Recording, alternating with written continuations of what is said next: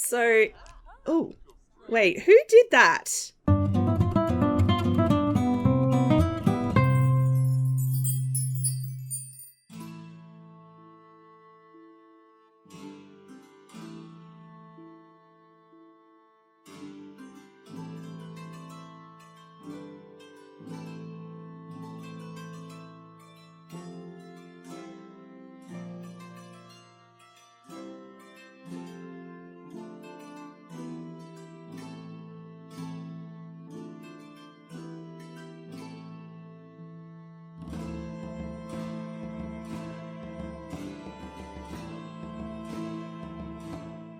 Hi, this is Cass from Mozzie Cass Plays, and welcome back,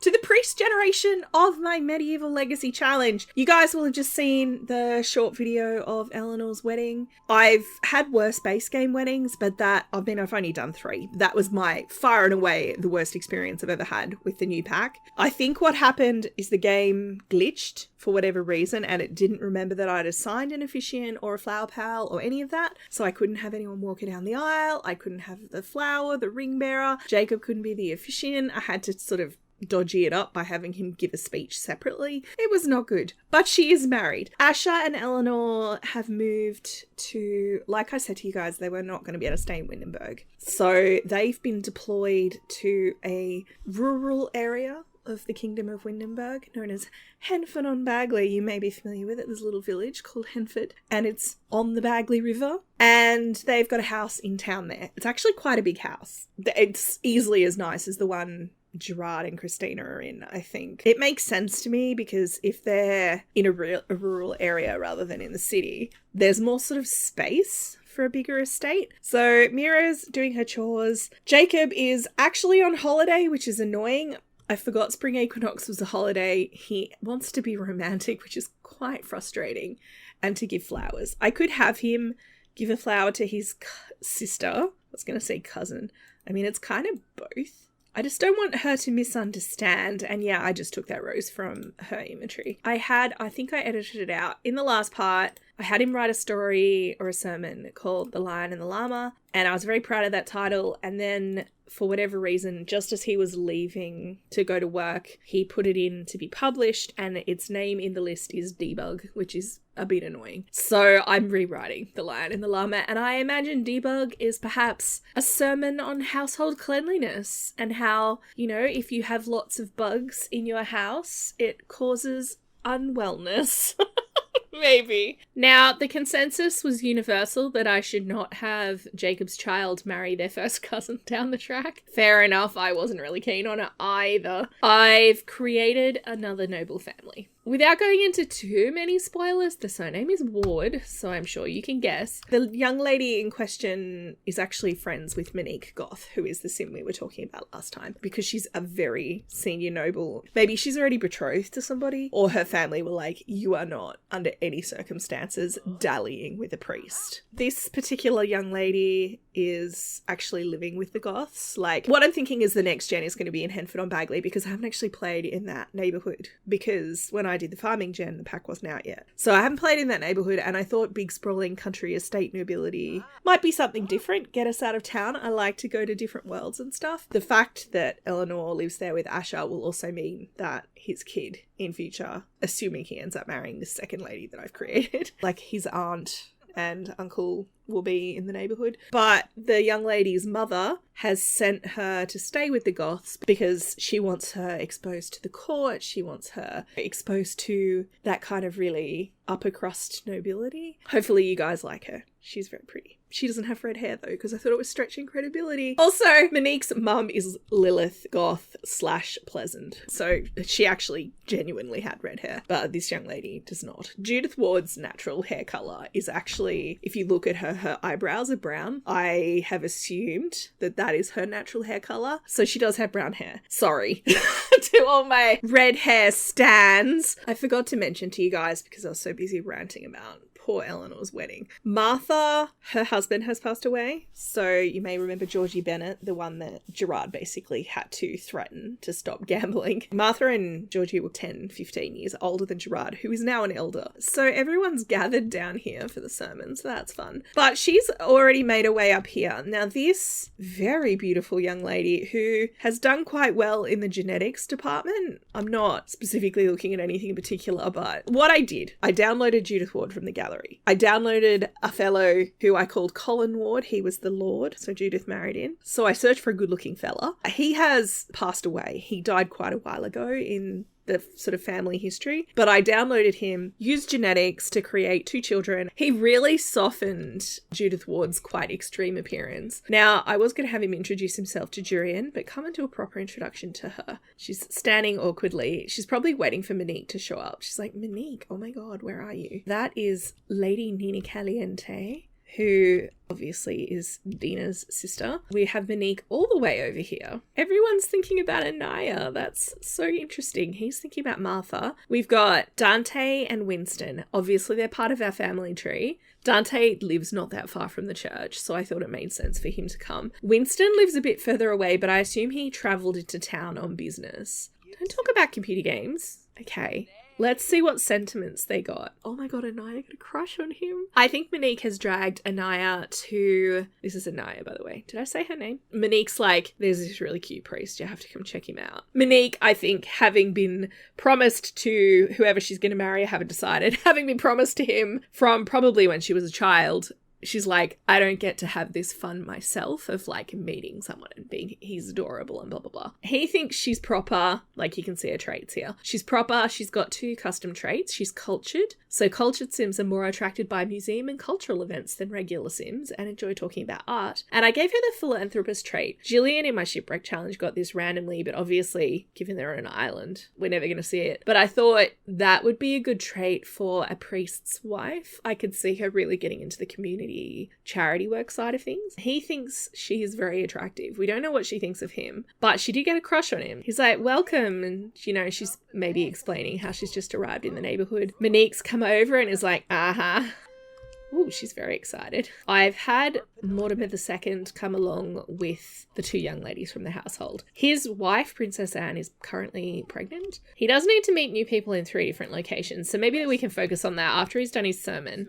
Oh, which way does that go? I think he thinks she's funny. Let's confirm, because if I don't have to go in and check every time, that'd be good. Yeah, he thinks she's funny. She thinks he's annoying. Dante also thinks he's annoying. I mean, I get it. All right, let's see if I can actually get everyone to sit down. Oh, Eden's come back. That's the Fae that showed up last time. Mira is being very supportive upstairs. I got Vivienne's cookbook, so she was actually reading that. I guess I could have her come down. She does need some social. It'd be nice if somebody would listen. Winston's over here holding court. Winston, I'm speechifying. He's like talking about heart and passions, things that make the watcher angry, like when weddings don't go properly and you can't have Gerard walk Eleanor down the aisle. That's the kind of thing that makes his god angry. Was not impressed. I think if they're sitting down, they're probably too far away. Well, I like to imagine they're watching. Monique's up the back, spectating. His dad's up the back, you know, giving moral support. Oh, she's right up the front. She was very interested. I think Dante's still single. This is obviously Jonathan and Lalani's, one of their boys. He's the local blacksmith now. I don't think I had him get married. Actually, yes, he did. He married Hope Graham. They haven't had any kids, though. Frankly, if you look at the family tree, it'll be linked in the description of the video. If you have a look, there's a lot.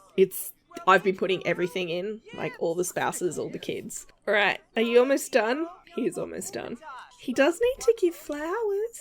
She's got a crush on him. Hopefully you guys like her. I think she's stunning. Obviously Judith didn't have that particular shade of brown as her eyebrow colour, but I really love this brown, the kind of more ashy brown.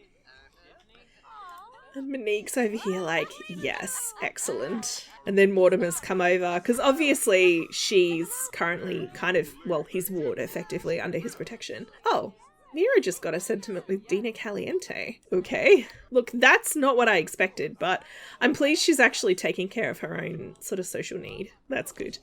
So, oh, wait, who did that? Somebody in here is a fae.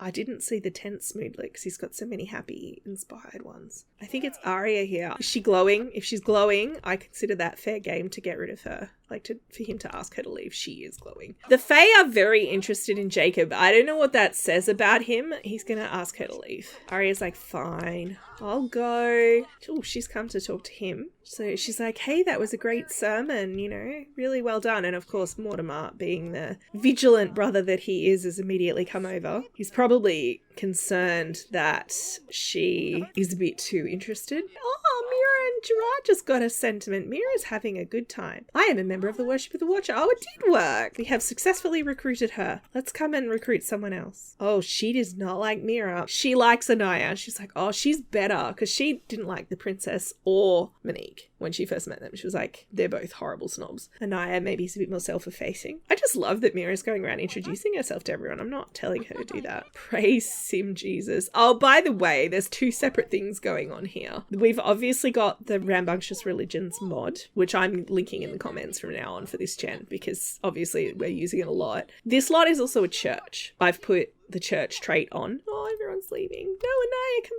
back. And I think some of the discuss Sim Jesus, that's not Rambunctious Religions, because it's not called that. It's called the Watcher. Oh, one more thing. I did have Mira change careers. Because she needs to get skills up, I decided to focus on gardening. So she should get promoted tomorrow. She's currently a seed scatterer. For some reason, she started at level 3 again. I don't know why. She's level 5 gardening. I want her to work on her handiness next, actually. So what I'm going to do is we'll play another day, but I just want to see how they go in their careers. So he's feeling pretty good about himself. He does think Anaya is very attractive, which is convenient, but he didn't get an attractiveness alert. So maybe he was just a bit focused on having to spread the word and all that kind of stuff. Oh, by the way, my tea set went missing. It was sitting right here. Remember how I made tea in the last part? It's gone. All right, Mira just got her handiness level 5. She has been working herself to the bone all day while Jacob's been out. So now she needs level 8 and 6 skills and level 3 and 3 careers. I had her do work from home today, and her work from home task as a gardener was to harvest plants. So that was easily done once I leapt in and stopped Jacob from doing it autonomously. I'm actually thinking when he gets home, she's going to ask if they can go to like a bookshop or something so she can just get out. She's literally been running around all day doing chores. There's washing on the line. Plants need watering. She's changing water. This needs mopping. That needs cleaning. Poor thing. She's also made like a heap of canned goods like strawberry jam, chocolate syrup. We have, what's it called? Simple Living on this lot. So I had her do a bunch of kind of canned goods that we can then use. Mira gives me really like Belle from Beauty and the Beast energy right now. She's like analysing a new book that she's found. I've brought them to the bookshop. I got it from the gallery. You might remember it from a long time ago. I think we came here with, I want to say, was it Rose? We definitely came here with Gerard when he was a child. I remember that. So it might have been Vivienne and Gerard. Coincidentally, I've decided that Anaya is here. So he's going to just make small talk with her. He's like, oh, pleased to meet you, Miss Ward. We'll see how it goes. I just want to see if they get on, you guys. I really love the idea of Jacob's kid moving to the country and us having a generation in Henford. Not in the city, like in the village, but in one of the more rural parts, like the middle kind of area was what I was thinking. She's side-eyeing him, but then she bowed. Oh, he's decided he needs to sit. Now, I would like him to introduce himself to some new Sims while we're here. Wait, did he get that already? Last time I checked, he still had to introduce himself to 2 Sims at different locations. Okay, it must have counted like as soon as we loaded this lot. That's really weird. The other reason I wanted to have them come out was because I wanted him to like say hi to the librarian or whatever. Oh my gosh, look, they found this cute little chair to sit on together. She likes classical music. Every sim in this world likes classical music because there's no alternative. Instead of having them hate every other kind of music, I've just told them to like classical and Baroque. It doesn't work very well as a solution to the problem. Express admiration for her. Talk about his beliefs. This is super cute. I imagine that if she's come to the bookshop, somebody from the household will have come with her. She won't have been able to go at night to the bookshop on her own. So they've had a nice chat. Oh, he wants to go nap. They've just become good friends. Oh my gosh. That happened probably even quicker than it happened with Monique. She's like really into this book that she's analysing. Maybe you could play chess together. Just be careful of your head, Anaya. You look very close to banging it. She's like talking to them about this book. She's like, and then it's really interesting, the plot dynamics of this. And they're like, I mean, these two are getting on very well. I'm not going to have him flirt with her until I see what you guys think. Obviously, it doesn't have to be Anaya. We could do it with another family, but I think it would be really cool to be in Hanford. And I think she's gorgeous and would make beautiful babies. And being a philanthropist, I think she'd also make an excellent wife to somebody who's got a big sort of focus on charity work. One of the things that Jacob really likes about the church is its potential to do good, to like lift people up. He kind of got that from his dad. Like, he's a good sim. He's also very tired, so I'm going to take him home. Hopefully you guys have enjoyed this. If you have, please like and subscribe. You know the drill. Don't forget to wash your hands. I will catch you next time. Thanks for watching.